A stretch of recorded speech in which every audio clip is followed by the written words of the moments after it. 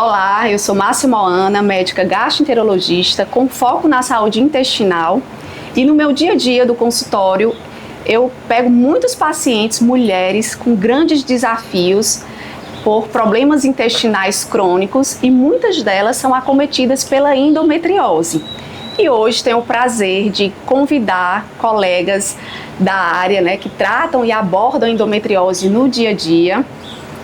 A doutora Monique, nutricionista, a doutora Cibele, ultrassonografista, com especialidade em endometriose, a doutora Marília Borges, ginecologista, e a doutora Wélida Rocha, também ginecologista. Sejam bem-vindas, meninas. Obrigada por terem aceito o convite. Um prazer estar aqui hoje. E aí eu vou começar a iniciar as nossas perguntas pelas ginecos.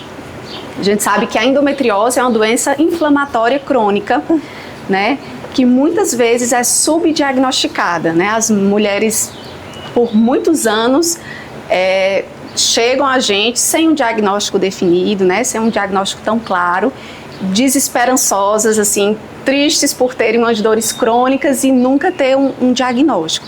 Eu queria saber, através de vocês, o que é que está acontecendo isso, assim, por que esse atraso no diagnóstico, por que a mulher ela sente que realmente é normal sentir dor no período menstrual, ou os outros colegas médicos estão com essa dificuldade de ir mais a fundo, de ouvir essa paciente e tentar descobrir a real causa dessa dor.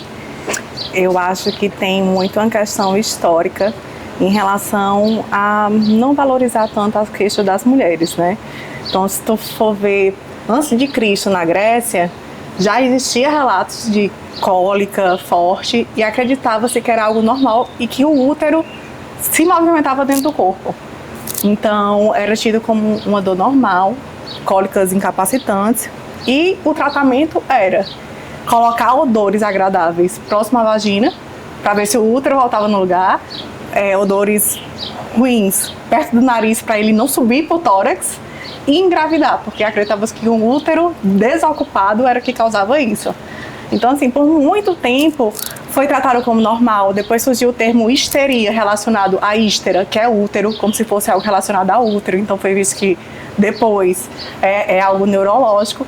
E foi continuado isso, que no meu tempo de colégio, eu tinha colegas que faltavam o colégio porque estavam menstruados, tinham cólica, e ninguém abordava isso. Não, é porque fulano tá menstruada e ok, ficar em casa. Ou já tinha o exemplo da mãe, em casa também, que já sofria com cólicas e achava normal, então meio que isso foi se perpetuando. E aí também tem a questão de que, embora a endometriose exista há muito tempo, tem pouco tempo que a nossa saúde começou a ser valorizada e a ser estudada, Então, assim, eu acho que também o nosso ensino médico falha muito. Eu, na faculdade, eu não tive um contato com endometriose e também acredito que ainda é assim. Então, muitos médicos não são porque são ruins, não foram ensinados, não sabem como não sabem os vários sintomas que a doença pode ter, O L, do que é que tu tem? Não, então, puxando esse gatilho aí que Marília abordou, a parte histórica, tem a questão também da mulher, na religião, ela era considerada impura, então ela tinha que se afastar, enquanto estivesse menstruada, se afastar das pessoas, porque as pessoas que estivessem em contato com as mulheres que estavam menstruadas, elas eram despurificada, Então, tu imagina, se naquela época essa impureza tinha que afastar a mulher, isso já coibiu, inibiu essa fala. O falar da menstruação já começou aí, o tabu.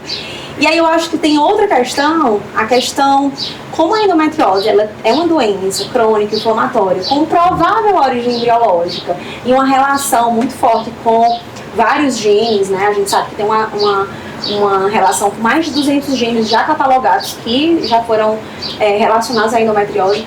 Então existe um padrão familiar também que se repete muitas vezes. E então você vai lá, você está abordando ali uma mulher com dor, numa família que todas as mulheres sofriam com dor. Então acaba que essa dor era invalidada porque, não, eu já passei por isso, sua avó também passou por isso, sua tia também passou por isso, então acaba que, poxa, então é normal. Então ela normaliza uma situação ali familiar E o fato da mulher não falar, da menstruação ser um tabu, ela não consegue falar para outras mulheres para saber que não é bem assim com todas as mulheres. Então eu acho que isso tem um padrão nessa...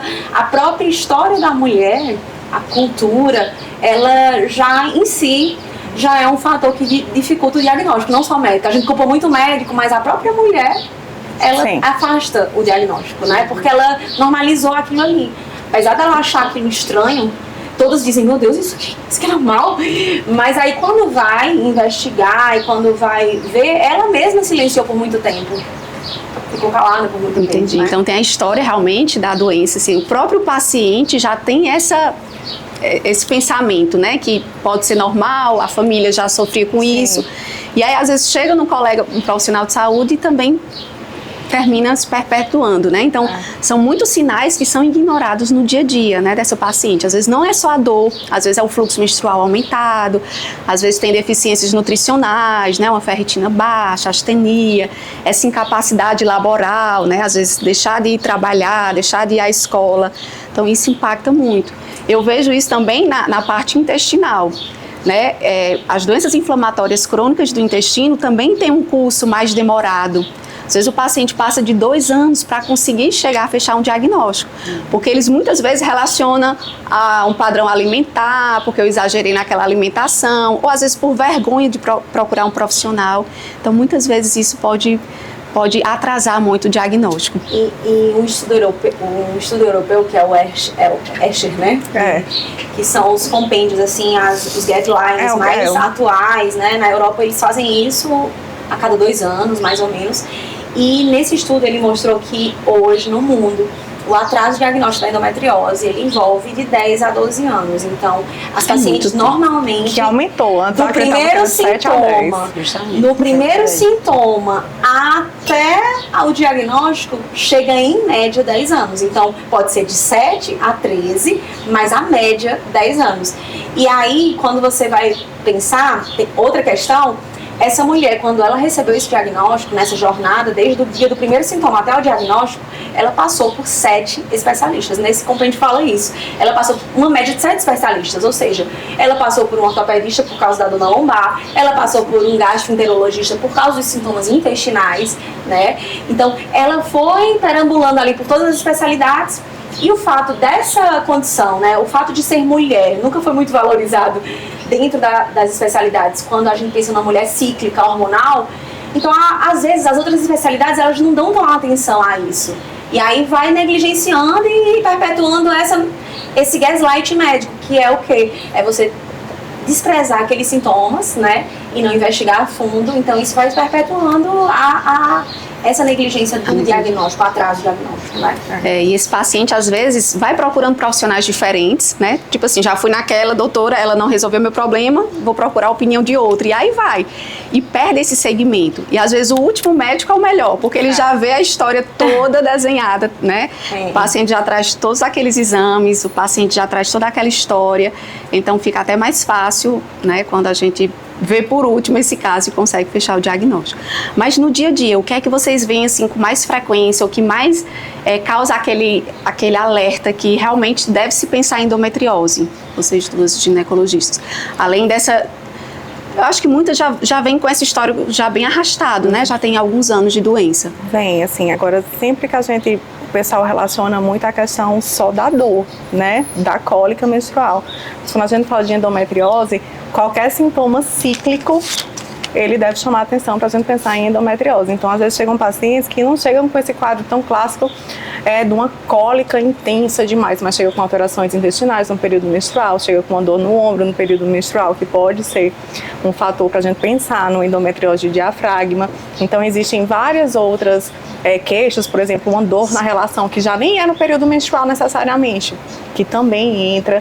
Então, assim, na verdade, a gente vê endometriose todo o tempo, né? É igual aquele meme. Toda consulta ginecológica envolve perguntas para a gente triar essa questão da endometriose, mas assim, eu acho que chama mais atenção essa questão desses sintomas cíclicos. Arrastados. Isso. Perfeito. E agora para a Cibele, o diagnóstico, a gente sabe do desafio, que a paciente chega para a gente querendo esse exame confirmando a doença, ela quer que dê um nome à doença dela, né? A gente sabe que o diagnóstico não necessariamente vai ser por imagem, né? O diagnóstico é clínico mesmo da endometriose.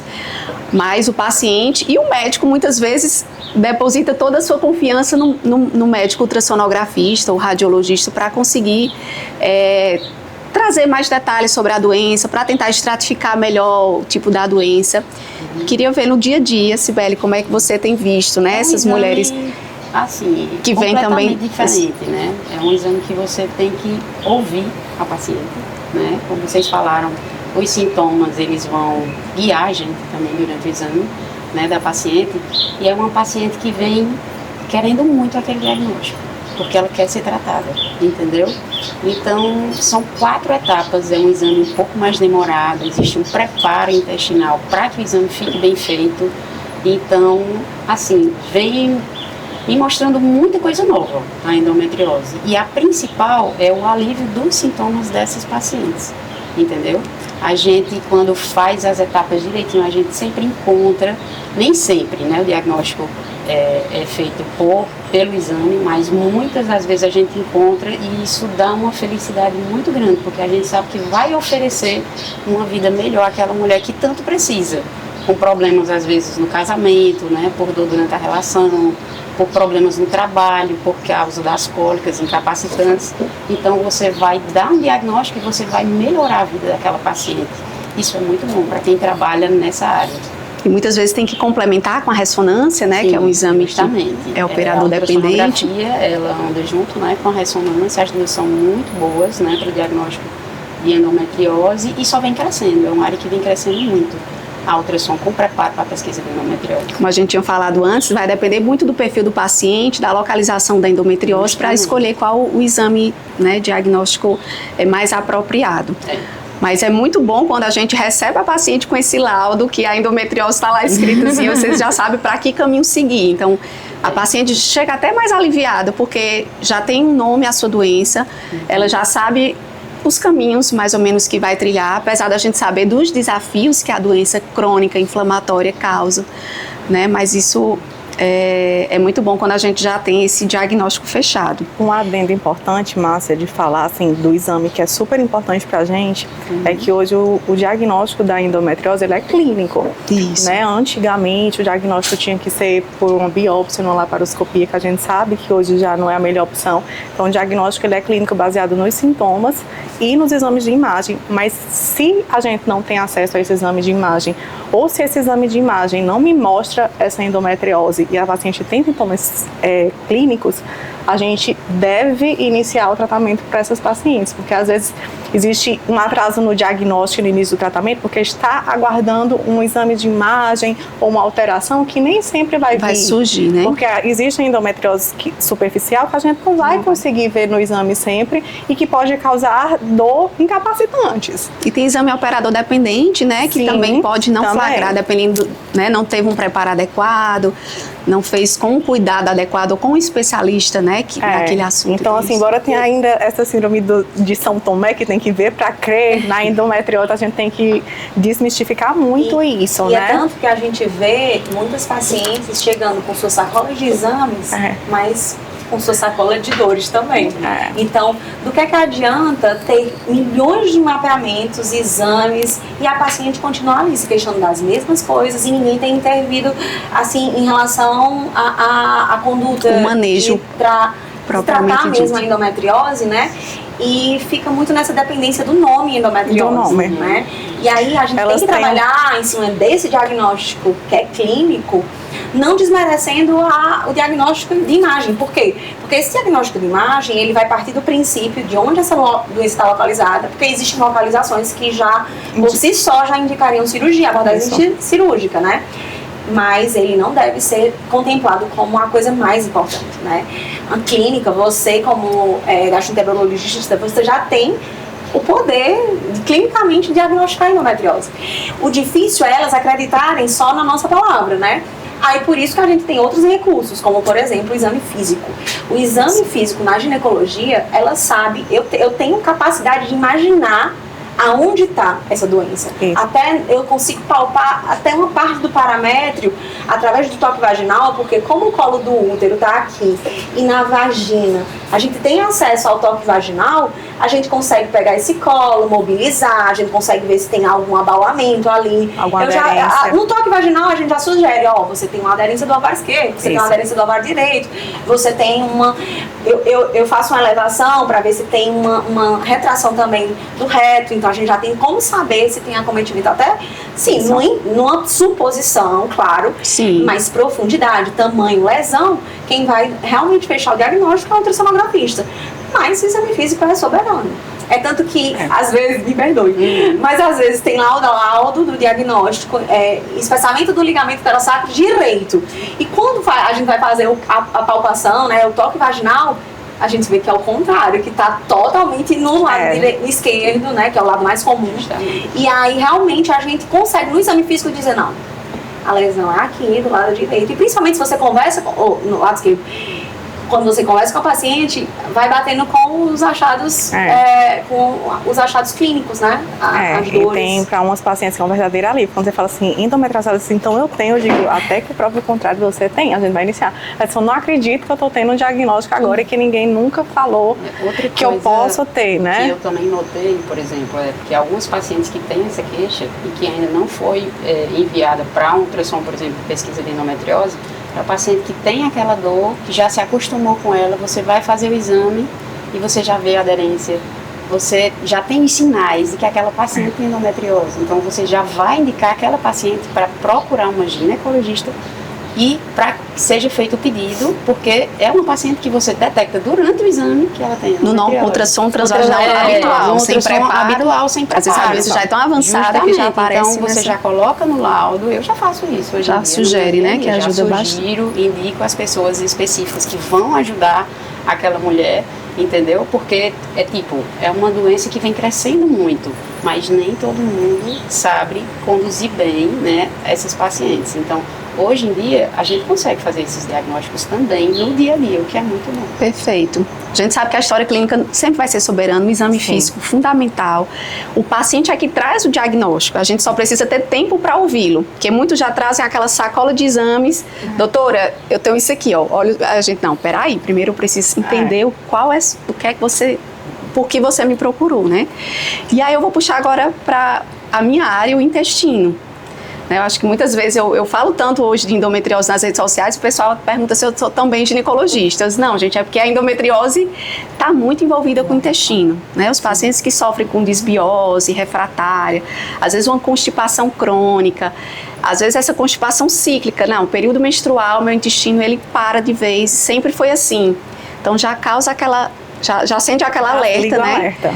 E aí eu acho que vocês, no dia a dia, também sempre tem que perguntar sobre os sintomas intestinais, que isso está bem envolvido. Não necessariamente vai ter comprometimento intestinal associado, mas pelo processo inflamatório crônico, pela alteração da microbiota intestinal, a gente vê que os pacientes vão ter muitos sintomas, né? E aí eu queria saber como é o dia a dia de vocês, se vocês conseguem manejar e lembrar do intestino junto para poder ter uma atenção a mais, porque vai ser um tratamento integral, né? Assim, não tem como só tratar a endometriose sem descobrir os outros problemas intestinais e manejar da melhor forma. Eu acho que assim, muitas dessas mulheres, elas chegam já com o diagnóstico de síndrome do intestino irritável e difícil tratamento. Então, quando você tem... Não que essas mulheres não possam ter as duas condições, pelo contrário, elas têm uma correspondência ali, né, estatística, que realmente uma mulher com endometriose tem uma prevalência de doenças inflamatórias intestinais, inclusive das doenças inflamatórias mesmo, como Crohn, retocolite ulcerativa. Que são inflamações crônicas, né? Porque a mesma patogênese iguais, né? Exatamente. E aí, quando a gente chega com quando essa mulher já chega com esse diagnóstico da síndrome do intestino irritável, de difícil tratamento, já vem uma nutrição adequada para aquela condição ali, e você já vai investigar melhor. Ela diz, doutora, só que ninguém conseguiu ainda associar isso à parte hormonal, intestinal e a endometriose, né? E aí, muitas vezes, esse tratamento, ele acaba ficando mesmo em segundo plano da endometriose, porque foca só no intestino, do mesmo jeito que aquela endometriose que só vê a endometriose e a gente não olha o intestino, a gente não consegue. Então, assim, eu acho que é um complemento, né? O intestino anda casado com a endometriose por conta de inúmeros fatores, né? A inflamação crônica, né? E aí a gente tem uma relação muito forte do estrogênio, que é o hormônio que estimula esses focos lá, essas células do endométrio que estão fora do útero. E essa célula do endométrio que é estimulada pelo estrogênio, ela tem uma influência direta lá no intestino. Por quê? Porque, gente, o estrogênio ele é produzido diariamente, praticamente, nos nossos ovários. Eles têm um período que ele produz mais e outro período que produz menos. Mas esse estrogênio, ele que está estimulando esses focos, ele tem uma influência também da produção dele lá no intestino. Por quê? Porque nós temos a microbiota envolvida também na metabolização desse estrogênio em algumas condições. Então, nós conjugamos esse estrogênio para ser eliminado nas fezes. Então, se acontece uma desbiose intestinal e uma microbiota alterada, essa célula, esse estrogênio que está sendo prontinho para ser eliminado pode ser desconjugado e voltar a recircular, por causa da produção de enzimas que essas bactérias que estão ali estão produzindo, e aí acaba descompensando e favorecendo esse ambiente de predominância estrogênica. Então, nesse ambiente ali, onde o estrogênio está brotando, né? Se você não controlar o intestino, você não controla a doença. Porque ali, mesmo que você esteja bloqueando a menstruação, porque você está bloqueando a produção ovariana, mas você está recirculando o estrogênio porque a condição intestinal está péssima. Então, acaba que você trabalhando com tratamento no intestino, você repercute na doença sistêmica, né? Perfeito. Estão bem ligadas, né? A própria desbiose, que esse desequilíbrio na flora do intestino impacta muito os sintomas, né, também ginecológicos do paciente, como vice-versa. Então, qualquer processo inflamatório crônico vai desencadear todo esse processo. E cada vez mais, assim, está sendo visto o papel, né, da endometriose com o intestino, de onde é o ovo e a galinha, né? É a porta de entrada da maioria das patologias. Então, assim, é uma queixa muito frequente das pacientes, né? Tanto que tem a endobele, que é aquele inchaço abdominal que muitas pacientes já falam, né? Então, é algo que a gente sempre questiona também. Muitas vezes é o principal sintoma da paciente, são os sintomas intestinais. E os estudos estão cada vez mais falando sobre isso, sobre o estroboloma, né? Das bactérias responsáveis por essa recirculação do estrogênio. E é algo recente, imagina por quanto tempo, né? Que essas mulheres passaram aí sem tratamento. Eu fui dar uma olhada, os primeiros estudos foram agora em 2016. Então, a gente ainda tem muita coisa para descobrir em relação à endometriose com o intestino, e uma coisa alimenta a outra, né? E não tem como tratar só uma ou tratar só outra. É o grande motivo de muitas vezes a paciente não ficar bem, né? Isso. E o intestino inflamado, ele vai dificultar até o funcionamento das medicações, né? Da endometriose. Então, e também fica difícil de vocês manejarem, né, achando que a dor que ela está sentindo é da endometriose, mas muitas vezes é alguma intolerância, a desbiose, é o intestino irritável. Então, são várias doenças juntas, somáticas, que terminam atrapalhando. Então, a gente vai tendo que tratar cada uma por etapa e seguindo aquele fluxo para poder garantir o melhor bem-estar da paciente. E eu queria saber, no dia a dia de vocês, em pacientes que são aptos à cirurgia, é muito comum ver uma incidência de acometimento intestinal e, às vezes, no exame de imagem não aparecer esse acometimento, porque assim, é muito difícil eu pegar um exame de ultrassom ou ressonância que identifique mesmo aquela lesão, uma aderência lá no intestino. Mas tem pacientes que, às vezes, têm essa dissociação, né, clínico-radiológica e até mesmo durante o intraoperatório. Se vocês veem com frequência acometimento intestinal ou, sim. Ou não como... Quando tem um acometimento intestinal, é muito mais comum você encontrar um mapeamento positivo. Isso. Mas tem aquela questão do operador dependente. Isso. Esse exame nem sempre foi feito por um especialista, então nem sempre foi feito com todo o preparo necessário, porque você vai falar melhor sobre isso, que o preparo é essencial, né? Um bom preparo é essencial. É importante. E assim, quando você acha uma lesão intestinal, você tem que colocar várias outras informações. A distância da borda anal, qual a circunferência da alça, qual a porção, se é intra, extra, peritoneal, e qual a porção do reto, se pega reto, sigmoide. Então, é um exame que tem que realmente ser feito com responsabilidade. Você não pode pedir um mapeamento de endometriose para qualquer profissional. você tem que encaminhá-lo para um profissional que saiba o que está dizendo. Tem que ter aquelas informações que a gente precisa avaliar para mudar a conduta. Justamente, principalmente nas lesões intestinais. Então, ela tem que vir com várias outras informações. Se tem aderência, se há bloqueio completo, né? Se aquela lesão tá grudada, está aderida ao útero, aos ovários, tudo isso tem que ser muito bem descrito no laudo de ultrassom para pesquisa de endometriose. Agora, uma questão, Márcia, que eu entendo sua dúvida, porque você acha que tem muito mais sintomas intestinais do que lesões intestinais, né? Isso. E, na verdade, é porque a localização da endometriose, ela é muito próxima ao plexo hipogástrico inferior, que emite ramos para o intestino. Então, uma mulher que tem endometriose ligamentar, pode ser uma mulher que tem muita dor retal, intestinal, então ela não tem necessariamente lesão no intestino, mas ela tem na raiz do plexo que vai para o intestino, então ela tem uma repercussão direta no intestino. Então, às vezes, sintomas intestinais não necessariamente é doença intestinal. Isso. Sintomas intestinais é a influência da doença inflamatória em si e da proximidade com esse plexo hipogástrico inferior, que está relacionado diretamente à inervação do intestino. Então, essa mulher geralmente é uma mulher constipada previamente, desde o início ali da vida. Então, por isso que o papel da nutrição é tão importante no nosso manejo, sabe? E não dá para tratar a endometriose sem um nutricionista. Exatamente. Por se tratar de uma doença inflamatória, né, é importante ter esse acompanhamento com o nutricionista para fazer essa dieta anti-inflamatória, né, sem tanto açúcar, industrializados, a redução também de carne vermelha, já tem estudos comprovando, né, uma dieta de exclusão, né, não excluir a paciente chegar no consultório e só excluir glúten e lactose, né, tem um período para excluir, retomar aquele alimento que foi excluído, né, porque a paciente já vem tão sofrida, né, já assim, e você só fazer uma dieta de exclusão e não retornar mais sem necessidade. E aí também uma dieta antioxidante, né, rica em vitaminas, minerais e modular esse intestino, né? Quando o intestino vai bem, todo o resto funciona mais fácil, melhor, né? Exatamente. E aí também tem estudos comprovando o ômega 3 também em benefícios para modular essa inflamação.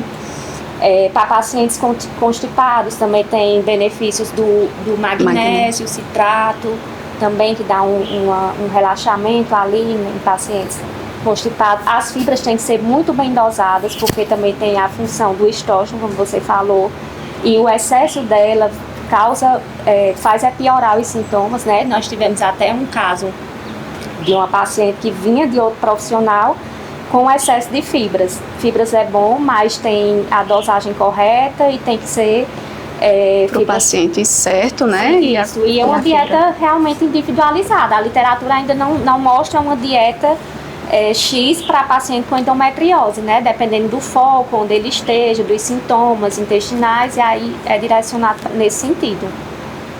E a gente vê muita resistência da paciente. Muitas já querem tratar sozinha com a dieta por conta de internet, comprar cursos de dieta, e a gente vê que a realidade é diferente, porque às vezes não é só uma endometriose, às vezes tem a disbiose, tem o intestino irritável, tem as intolerâncias, tem rafinose, food maps, então é um contexto, e aí um profissional habilitado vai acompanhar de perto essa paciente, entender os gatilhos, fazer o recordatório alimentar. Então não dá para um paciente com endometriose achar que só a medicação é milagre, né? Querer que o ultrassonografista dê o diagnóstico, o ginecologista passe o remédio, ou então me opere logo para eu resolver meu problema, e que o gastro também encontre o milagre para resolver as queixas intestinais. Então, eu acho que o motivo maior da gente estar hoje aqui seria esse acompanhamento integral, porque realmente é um paciente que demanda muito tempo nosso, a gente precisa se empenhar bastante, tem que ter esse acompanhamento longitudinal, conhecer o paciente de perto, né, ter todo esse cuidado multiprofissional, um casamento sem direito a divórcio. Então é isso. E eu queria que vocês deixassem, acredito que essa nossa conversa vai ajudar muitas mulheres, né, que sofrem com endometriose ou conhecem outras pessoas que também estão nessa jornada da endometriose. O que vocês poderiam deixar hoje de mensagem para essas pacientes que receberam agora um diagnóstico de endometriose? Vou começar por Hélida. Então, acredite nos seus sintomas, né? Eu costumo dizer sempre assim, no meu consultório existem 2 especialistas. Eu, na endometriose, que na verdade não é uma especialidade médica, né? Mas é uma expertise por causa da endoscopia ginecológica. Mas existe o médico, que é o especialista na saúde, e aquela mulher que é especialista nos seus sintomas. Então, não tem como ninguém julgar o que você sente. Não deixe que normalizem a sua dor. Se aquilo é a maior dor da sua vida, você não deve compará-la e não deixar ninguém compará-la a outra dor, porque é só você quem sente. E partindo desse princípio, não aceite um não como resposta, uma normalização como resposta, porque você pode ir atrás até chegar no profissional que consiga realmente te ajudar. Para mim, assim, é o acolhimento, né? A paciente com endometriose é uma paciente que chega querendo aquele diagnóstico, então, durante o exame, a gente consegue ajudar muito essa paciente também para a gente trilhar onde existe a lesão, descrever tudo direitinho para que ela realmente tenha o acompanhamento que ela precisa. Porque a gente já viu aqui que o acompanhamento ele tem que ser muito profissional, né? Isso. Entendeu? São várias, a parte gastro, a parte ginecológica, a parte nutricional. Então, essa paciente, ela precisa realmente de um diagnóstico preciso, mas de todo um cuidado por trás disso, para que ela realmente tenha uma vida melhor, né? Eu acho que, pegando o que a Wélida falou, né, que é justamente essa questão de acredite na sua dor. Dor não é normal, se atrapalha a sua vida. A questão de que também existe o tratamento. Então, assim, se você está com dor, você fez tudo para tratar a endometriose, está com dor, pode ter certeza que você não fez tudo. E o pessoal tem muito associado que o tudo é ou o hormônio ou a cirurgia. Se eu fiz os dois e não deu certo, eu vou passar o resto da minha vida com dor. E não é, né? Quando a gente fala de endometriose, a gente falou aqui um pouco sobre endometriose, mas as condições que vêm associadas à endometriose, que também precisam de tratamento, além da condição intestinal, síndrome miofacial, dor crônica, é um mundo que precisa ser valorizado também para a gente ter um tratamento efetivo. Então, não simplifiquem também o tratamento. Pode ter certeza que tem tratamento, é só procurar uma equipe multiprofissional adequada. O ginecologista, geralmente, ele vai conseguir guiar nesse caminho e vai dar tudo certo, a dor vai melhorar. É como as meninas falaram, né? Procurar profissionais capacitados que acolham bem a sua dor, né? Porque isso é um diferencial muito grande hoje na medicina. Você ter um profissional que lhe acolha é um diferencial de fato. E é como elas falaram, né? Serão bem acolhidas com profissionais excelentes, né? Aqui tem uma equipe, com certeza que... E a dieta que vai ser... E a dieta também, que é fundamental, né? Não deixar também... Uma boa parte do tratamento, né? E é isso, gente. Eu fico muito feliz. Foi um momento muito leve. Eu acredito que mudou muita coisa assim no meu dia a dia. Eu consegui hoje tirar algumas dúvidas com vocês. Eu tenho certeza que muitas mulheres que assistirão esse podcast vão também ter informações mais valiosas, né, sobre esse cuidado. E realmente a endometriose é isso. É tempo, é cuidado, um cuidado integral, é empatia. A gente precisa realmente acreditar em todos aqueles sintomas que a paciente lhe procura, né? Não negligencie suas queixas. O profissional precisa realmente entender a fundo que ali existe uma dor complexa, né? Que não é só um remédio, não é só uma cirurgia, não é só um exame que vai conseguir solucionar o problema dessa paciente. Realmente esse acompanhamento conjunto, esse acompanhamento integrado e esse tempo, esse cuidado, né, longitudinal com essa paciente, eu acho que faz toda a diferença. Essa paciente se sentir cuidada, se sentir ouvida. Para se sentir acolhida, né? Hoje eu atendi uma paciente que disse, doutora, eu sofri tanto para chegar até aqui, mas eu sabia que ia valer a pena. Foi com a perna quebrada, não quis o atendimento online. Ela disse, não, eu vou do jeito que eu tô, apesar dos pesares, mas eu preciso, porque só em ouvi-la, em sentir aquela energia, pedir uma foto. Então isso é muito mais... Muitas vezes, só de ter esse acolhimento, a paciente já tem uma melhora da dor. É verdade. Só dela se sentir acolhida, dela saber, acredito, tem mesmo, vamos caminhar juntas, vamos fazer isso aqui para melhorar. Já tira uma parte do estresse, que é um fator importante na dor. Associam com o psicológico, né? Infelizmente. A sua dor não existe, é da sua cabeça, né? muitas vezes é porque elas não repousam o tempo todo, tá ali na expectativa de quem vai cuidar delas. Então, quando ela encontra um acolhimento, ela diz, agora eu tenho com quem caminhar.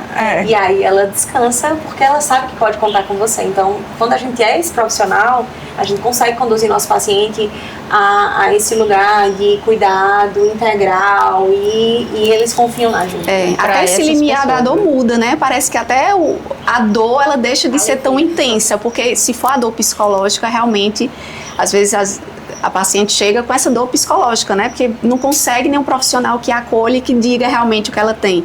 Porque às vezes nem tem queixas ginecológicas.